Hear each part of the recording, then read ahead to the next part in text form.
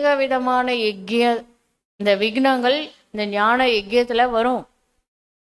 कहते हैं ईश्वर तो समर्थ है, फिर विघ्न क्यों?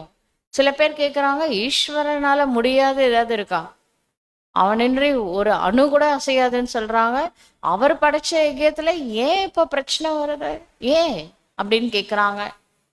मनुष्यों को पता ही नहीं है रावण भगवान से भी तीखा है. இந்த மனுஷங்க பாவம் தெரியல, இந்த ராவணன் கடவுளோட பெரியவரா இருக்காரு. இறைவன் மிக பெரியவனா இறைவனே சொல்றாரு, ராவணன் என்னோட பெரியவனா இருக்கிறாரு.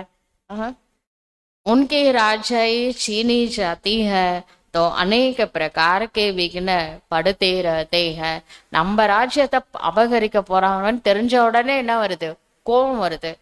அது கடவுள்கிட்டே சண்டை போடுது வந்து ராவணன். ड्रामा प्लान अनुसार फिर भी विघ्न पड़ेंगे. ட்ராமா பிளான் அனுசார் இன்னைக்கு மட்டும் இல்லை, இன்னும் வருங்காலத்திலயும் விக்னங்கள் வரும். ஏன்னா ட்ராமால அப்படிதான் இருக்கு, விக்னங்கள் வரணும்னு விதி.